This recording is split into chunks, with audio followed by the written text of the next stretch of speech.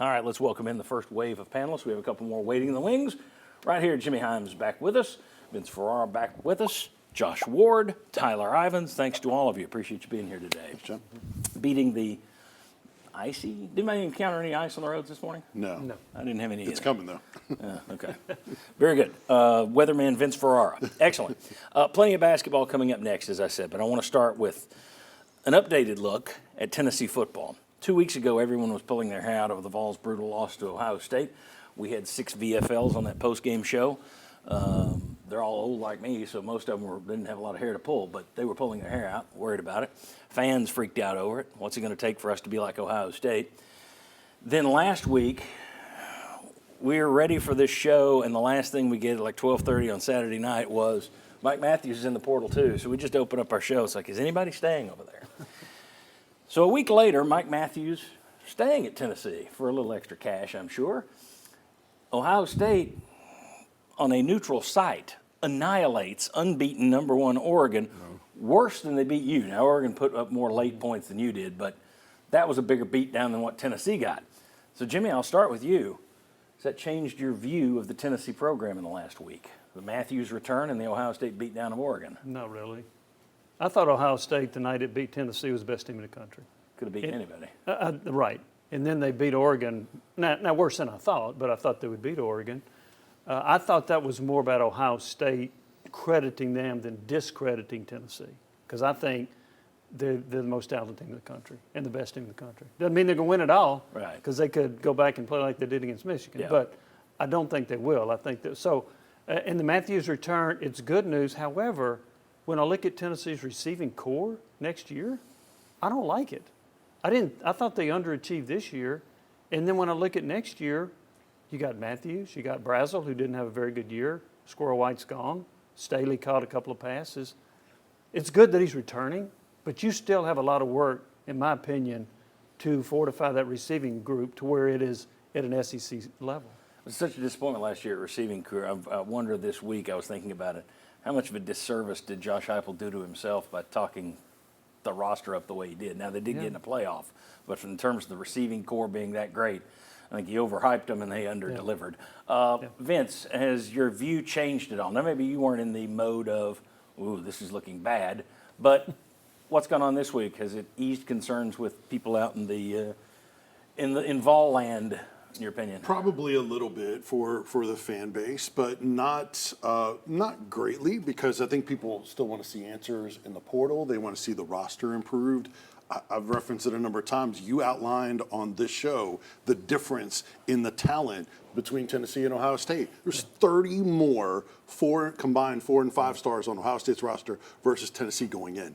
And what you saw was that difference in talent. That was the biggest thing, and that's the biggest thing Tennessee needs to address. Now, getting Mike Matthews back, that helps. You'd like that wide receiver position less if he wasn't there. Yeah. That was the one that I kind of raised my eyebrow on, but it wasn't a panic mode. But I do think it does soften the blow for a lot of fans. Said last week that him departing was more of a concern because of the overall departures than it was him, because you really didn't use him that much last year. Right. In terms of him being a 5-star freshman receiver, he didn't look like Ohio State's 5-star freshman receiver. Right. He didn't look like Alabama's 5-star freshman receiver. Maybe he becomes that, but I think the panic last week was, is there going to be anybody left in that receiver room?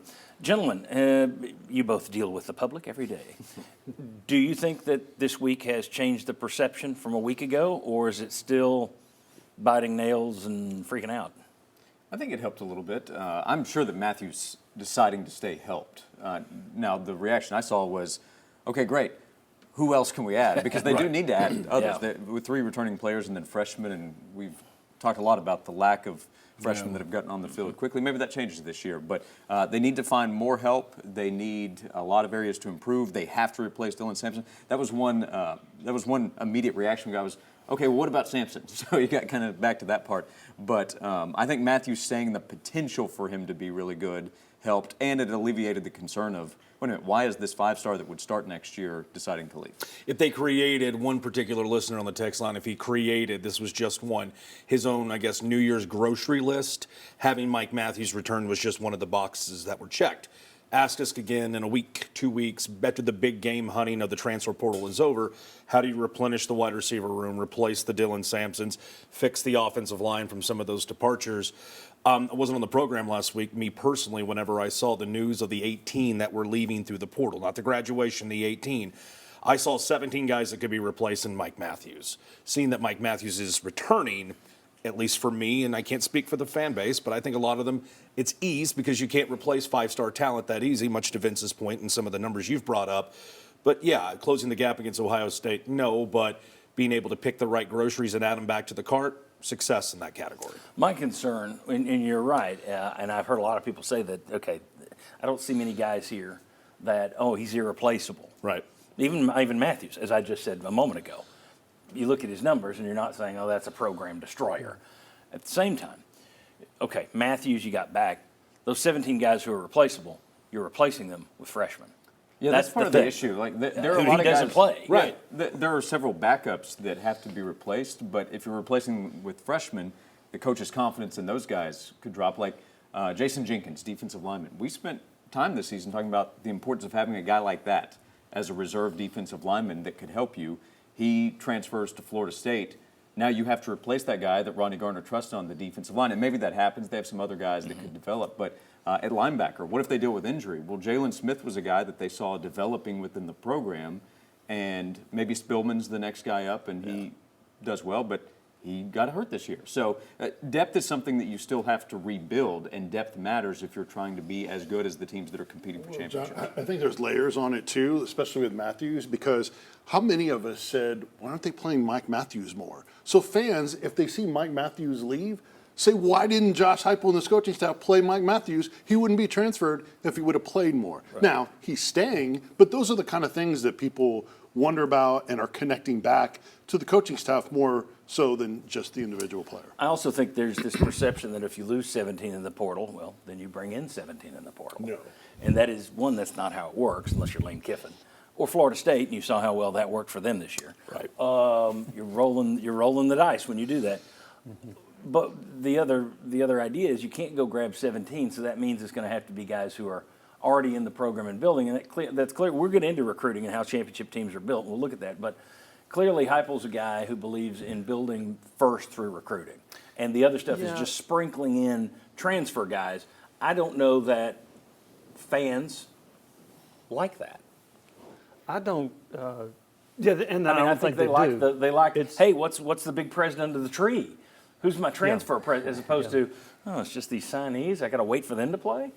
Well, here's the thing too about the signees. If you look on offense, how many offensive linemen have they signed that became starters on the team? Yeah, that this group that signed. they signed, right. Yeah. Cooper Mays doesn't count. Sprague's doesn't count. That's a previous staff. Darnell Wright was previous staff. Yeah. So then you look at receivers. How many wide receivers have they signed that have emerged and been really good players?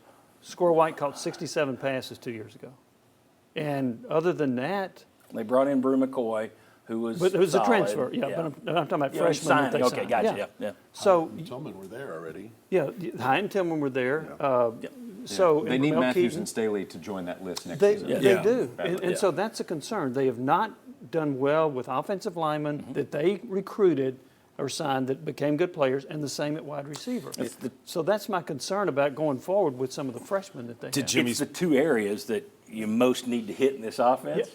Aside from quarterback, they keep hitting quarterback, or they keep signing 5-stars, but they aren't getting the offensive linemen and wide receivers. They've got players at other positions, except for those two. And quickly, and this is a big if to parlay off what Jimmy just said, how many of those offensive players have you seen be successful in year one in Josh Heupel's program? Usually it takes a little bit of seasoning, marinade. It takes that second year before you start seeing a little bit of that blossoming. So when you hear Josh make a comment like Matthew Staley, you need some of these guys, Brazel, to blossom this year. Hopefully that you're just crossing your fingers that second or third year in the system, you start seeing the fruits of that. I was really glad you sent me cross fingers there. At first, I wasn't glancing. I thought you were just flipping me off. Oh, no, I'll give you that finger if you want That's that. the viewers. That's what the viewers are doing. Okay.